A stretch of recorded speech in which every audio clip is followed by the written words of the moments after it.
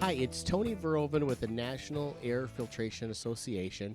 We're here in Montreal at the annual convention here, 2019 annual convention, and I'm sitting here with Jason Wright, who is with the with UBC, University of British Columbia, and you are the. Tell me again your title. I'm the People and Process Manager in Building Operations for Mechanical Trades. Fantastic. And last night, you accepted a clean air, or one of our clean air awards that NAFA gives out every year. So congratulations. Thank you very much. Excellent. So how that works, I guess how I understand it is that some of our members who might be your supplier or vendor in air filtration products or a distributor will help you out quite a bit and perhaps nominate you. So you've won the award. So tell me a little bit about how that process went and kind of maybe at the beginning of what was your facility like? How are you improving through your air filtration? Sure. So when I took on this role a little over a year ago, one of the biggest challenges that I found was in our air filtration across campus, across the various buildings and operating contexts within those buildings, and also saw the greatest opportunity to improve that. So I started getting my head wrapped around what an indoor air quality program would look like. And one of the key components of that, one of three key components, one being the process itself and implementing a PM program or strategy. The second piece to that was the supplier. And the third piece was our supply management or our procurement of the filters that we were going to have on campus. So the key for the supplier was reaching out to the various vendors that we would contact and seeing what they could do for us. And one of the instrumental contacts was FilterPro Services, specifically Brad Beheel, who ended up being the nominating person for our award. So I have to, give a cap tip to him and thank him very much for this. Good job, FilterPro Services. All right. So tell me, what were things like before you started working with them, and what was the kind of the state of your air filtration and clean air? It very reactive, in one word, reactive. So high level of complaints from the occupants, a number of different service calls, trouble calls coming in for various conditions that the clients were experiencing in the various spaces, whether it was for teaching, research, curatorial, or collections, IT services, anything. Again, getting back to operating context, no airflow, temperature control, humidification control, a lot of issues. And then when I dug deeper, I found that the good old Pareto rule or 80-20 rule, 80% of the effects being felt in the space was as a result of 20% of the cause, and that 20% was filters. So what could I do to improve that? So I thought about, first of all, establishing a baseline for improving our indoor air quality. And the baseline, when I started looking for certifications, NAFA came up, and that the NCT level 1 was what I thought was the baseline. And then when I started doing some research, that's when I reached out to Brad and asked him if, as him being a CAFS or Certified Air Filtration Specialist, he could administer the test to our mechanical assistants. And when I also looked at it, I also thought that not only did the frontline staff need this certification, but the supervisors, their direct supervisors, and also our management in mechanical, so that every level within that we could all speak the same language and we all had the same level of credential, so that we would have that professionalism and again establish a baseline for improving our process. Right. So what I hear you saying is, you didn't just have them come in and install a bunch of equipment, right? What you had them, or new filters or the best media, whatever. What I heard you say was you first installed a new culture, right? A clean air culture, right? With training. of your folks, of your staff and your managers. Exactly. My background is as a power engineer and more recently reliability engineering and getting credentialed that way. So understanding asset life cycle and how we can extend an asset's operating and maintaining life cycle and lower the total cost of ownership. So when I start putting that hat on and understanding what causes a failure of an asset when you apply that to filtration, there's a number of diagnostics that can happen way before it becomes a functional failure of the filters, and the clients in the space complain.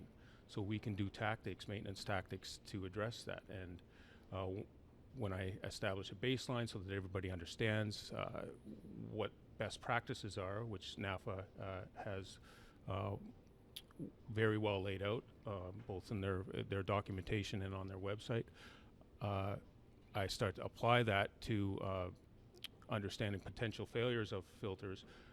Then I employ the preventative maintenance tactics that go along with that, so that we address the potential failures way before they become a functional failure, and the clients never know the difference. And that's the big thing, is with air filtration, water flow, anything like that.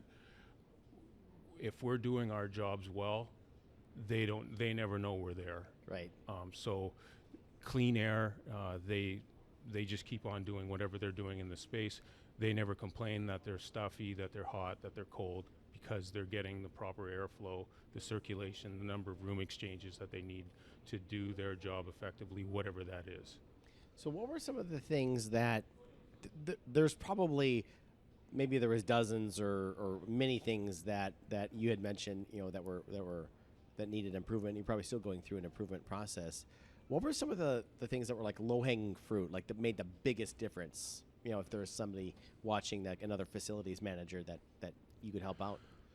I would say regular inspections, making sure that the people that are doing the inspections understand what a loaded filter looks like versus an unloaded.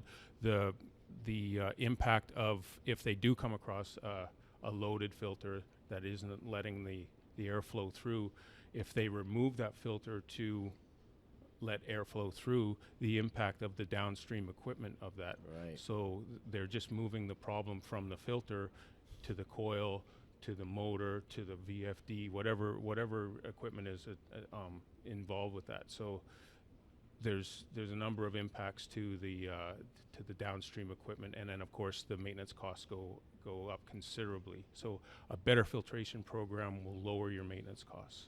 So Jason, tell me a little bit about what FilterPro Services did to kind of take you to that next level. What were some of the things that they helped you out with specifically? Well, it's interesting because at the conference here yesterday, I think it was Phil Mabey was referencing the difference with the suppliers moving from a sort of a peddler mentality and into a consultant mentality, and providing that extra service to the customers. And I really saw that with FilterPro, with Brad's approach. He didn't just drop the filters off at our loading dock and said, there you go, and see you later. He was able to come in and assess what was going on, help us with, and advise us with a better approach, and also was able to administer the NCT exam for our number of people on the various levels that I already referenced, whether it was on the trade floor or the management. He administered that test, so that's, for me, that's going above and beyond just a supplier, what a supplier would do. Mm-hmm. That shows a level of care that helps me move my initiatives forward, and establishes a strong relationship between the vendor and the customer.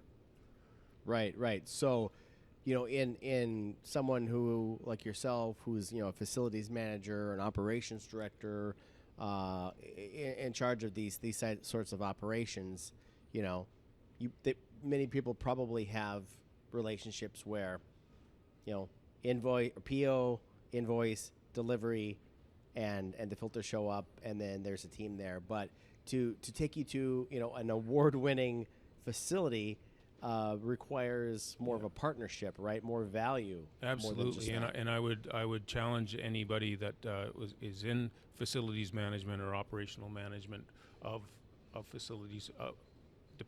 Doesn't matter what the operating context is.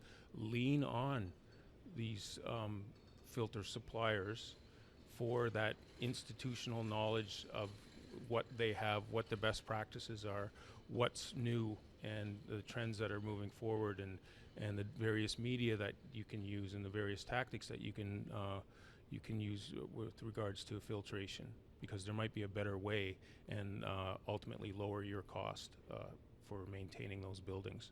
Absolutely. So would you recommend that people in your position, look at NAFA and maybe look for specific certifications, make sure they're dealing with somebody who has their CAFS or their NCT 1 or 2?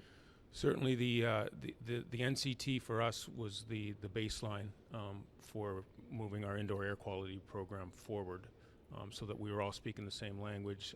There's a level of professionalism, there's a level of accountability, and there's also the ownership of the filtration program at the frontline staff level. So definitely the NCT, and then I'm thinking also the CAFS. Not quite sure of the NCT level 2. That's a little bit more technically advanced. That bag in, bag out. I think we would still probably leave that as an outside contracted service, just because of the level of expertise that's required for that. But definitely NCT level 1 and CAFS. Excellent. So just wanted to put a nice bow on this here, Jason, just to kind of really understand what the Clean Air Award means and really why you want it here. So here's right from the NAFA website. The award program has been instituted by NAFA in order to promote and recognize the use of high-efficiency filtration products and good maintenance practices.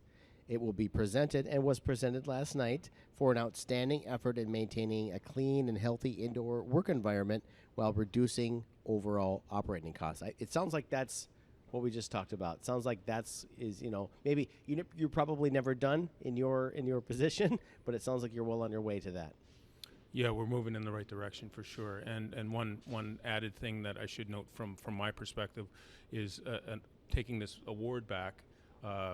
Is it shows the guys and both on the trades floor, our senior management, and also the administrators of the faculties that we provide service for, that we are moving in the right direction. And it's an employee engagement thing, it's a professional development thing, it's a tangible thing that somebody does care about air filtration, and we should too.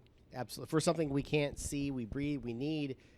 I think most of us probably take it for granted, right? And probably in your position, you want people to take it for granted. You guys want to just do your thing and make sure people can breathe easy. Exactly. I don't want anybody to know that we've been replacing filters. There should be a seamless approach within the spaces that we're servicing. Right. You don't want to be thinking about that you are breathing air, because if you are, there's probably a problem. Yeah.